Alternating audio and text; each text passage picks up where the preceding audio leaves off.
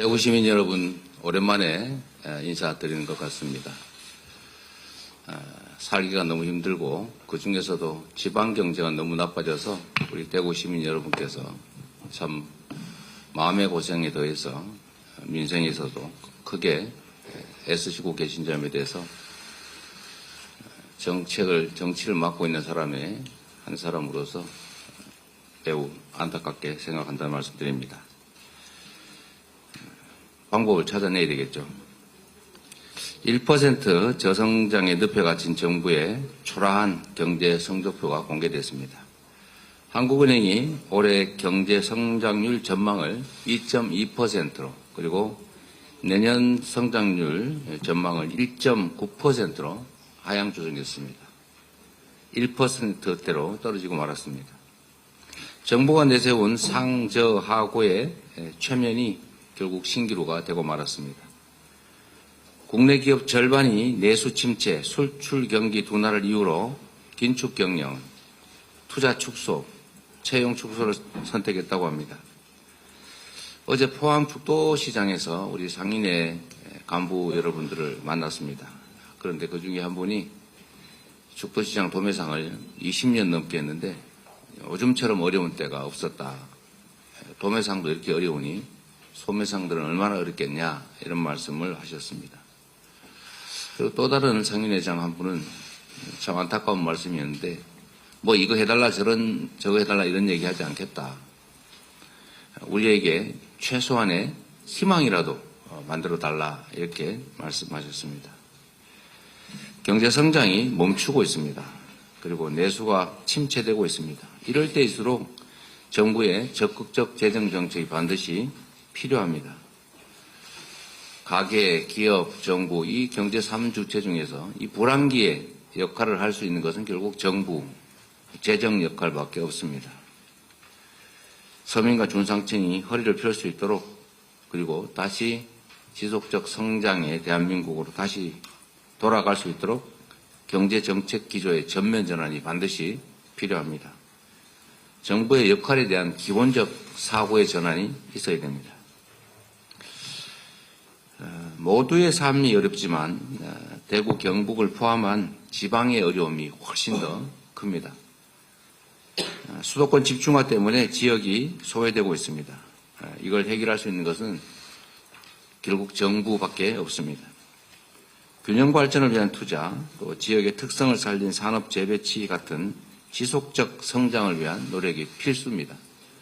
말씀드린 것처럼 대구가 어려운 것은 대구 자체의 문제라기보다는 우리나라 전체 경제 성장의 하강 그리고 경기의 극심한 침체에 더해서 국토 불균형 발전, 수도권 1극 체제라고 하는 것이 주 원인입니다.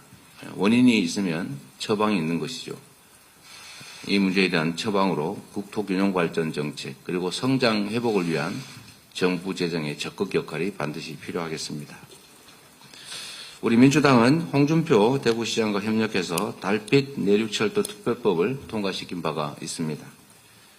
그리고 여기에 더해서 여야가 힘을 모아서 대구 경북 통합신공항 특별법도 그리고 경주 에이펙 지원 특별법도 얼마 전에 통과됐습니다.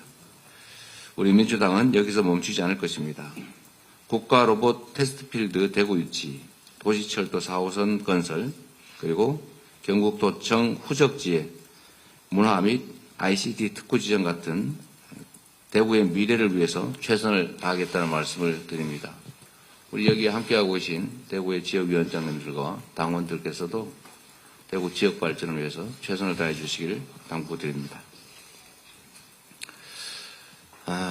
폭설 피해가 이 남부지방은 좀 덜한 것 같긴 한데 중부지방, 수도권 중심으로 피해가 엄청나게 큽니다. 특히 강원 지역들도 그렇고 충청 지역 말할 것도 없는 것 같습니다. 건물 붕괴, 도로 유실, 인명피해까지 곳곳에 민생의 상체기가 나고 있습니다.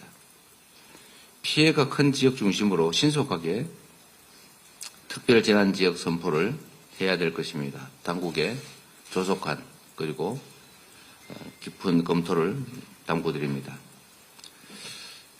그리고 여기에 더해서 일상이 된 기후위기에 대한 우리 정부의 적극적 대책이 필요합니다.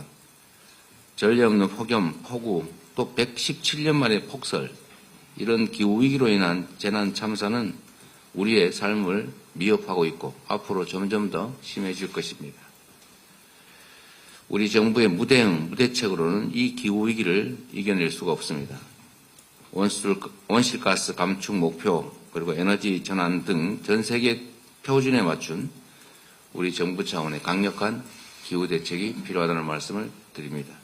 우리 최고위원 여러분과 함께 대구의 민생 현장도 좀 둘러볼 계획이었는데 이 예산 처리와 관련된 본회의 때문에 부득이 그 시간에 맞춰서 지금 곧바로 상정해야 되는 게 참 안타깝기도 합니다. 아쉽습니다. 요즘 예산 얘기가 많이 나오는데 제가 이런 얘기만 하나 좀 해보겠습니다. 우리 대구 시민 여러분께서도 한번 생각해 보시기를 부탁드립니다. 대구 공항 이전과 관련해서 이제 정부 지원을 받아야 될 입장인데 정부 지원이 없다 보니까 대구 공항 또 광주 공항 이전이 난항을 겪고 있습니다. 그 후적지 개발에도 많은 돈이 필요한데 결국 정부 예산이 지원이 안 되다 보니까 어려운 것이죠. 대구시의 예산만으로는 도저히 할 수 없고 또 기부대 양려 방식만으로는 충분히 사업성이 보장되지 않다 보니까 계속 지연되고 있는 상황입니다. 또 지방 균형 발전을 위해서는 결국 정부의 정책도 중요하지만 역시 돈이 재정이 문제 아니겠습니까? 그런데 참 기가 막히게 제가 이런 생각이 자꾸 듭니다. 우크라이나의 한국 정부가 3조 원 가까이 돈을 빌려주기로 했다고 합니다. 전쟁을 치르는 국가에 소위 빌려준다고는 말로는 하지만 그거 받기 어렵겠죠. 사실상 무상 지원은 어려우니까 차관의 형태를 띠긴 하지만 사실상은 못 받는다고 봐야 될 겁니다. 이 3조 원이 지금 대한민국 경제, 특히 서민 경제에 얼마나 큰 도움이 되겠습니까? 대구 신공항 문제, 뭐 광주 공항 이전 문제, 다 해결하고도 한번 몇 개도 해결하고 남을 돈일 겁니다. 지금 1억 달러 이번에 우크라이나 총리가 발표했죠. 대한민국 정부는 발표하지 않았습니다. 1억 달러 받았다. 1,400억 받았다 그 말이죠. 1,400억이 적은 돈이겠습니까? 물론 3조 원 지원하기로 한 그 돈의 일부 1억 달러를 준 겁니다.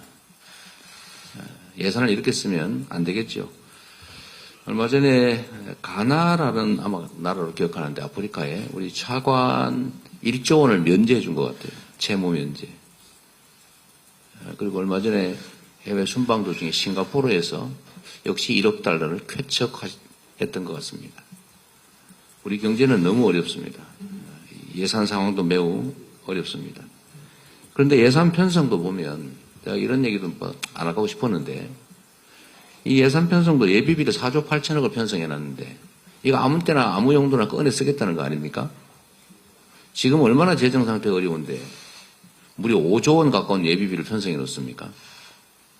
지금 전현 의원께서 바로 찾아준 걸 보면 코로나 이후에 연간 사용된 예비비가 1조 5천억을 넘은 예가 없다고 합니다. 근데 무려 4조 8천억을 편성해놔서 차라리 이 중에 절반은 깎아서 나라 빚 갚자. 이자라도 좀 면제받자. 이렇게 해서 2조 4천억을 삭감한 게 이게 이번 예산 삭감의 거의 대부분입니다. 그리고 문제된 특활비, 어디다 쓰는지도 모르는 특활비를 삭감한 것인데 이것 때문에 살림을 못하겠다고 하는 건 사실 좀 당황스러운 얘기죠. 증액을 안 해줘서 협상을 안 해서 문제다. 이건 정말 황당한 얘기입니다. 정부가 필요했으면 예산을 냈어야죠. 이제 와서 올리지 않은 게 말이 됩니까? 그 사이에 한두 달 사이에 그렇게 정부 정책 상황이 바뀐 건 아닐 테고 무능했거나 아니면 뭔가 다른 작전을 쓰다가 문제가 된 것이겠죠.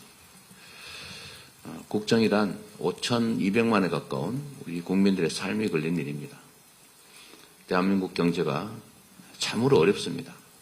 기업인들이 요즘 걱정이 늘어졌습니다. 이러다가 단순한 경기 불황, 불경기 정도가 아니라 경제의 펀더멘털, 기본 토대가 무너질 것 같다는 걱정을 합니다. 이게 지방 경제만이 문제가 아니라 전국의 경제가 문제고 지방은 더더욱 어렵고 그 지방 중에서도 다수 서민들의 삶은 또 더 어려운 이런 심각한 상황이라는 점들을 우리 모두가 한번 생각해 봐야 될 것 같습니다. 고생하셨습니다. 아쉬움을 뒤로하고 저희는 또 곧바로 상경을 하도록 하겠습니다. 길지 않은 시간에 다시 한번 대구 방문을 해서 우리 대구 시민들과 진지한 대화를 나눌 수 있는 기회를 한번 만들어 보겠습니다.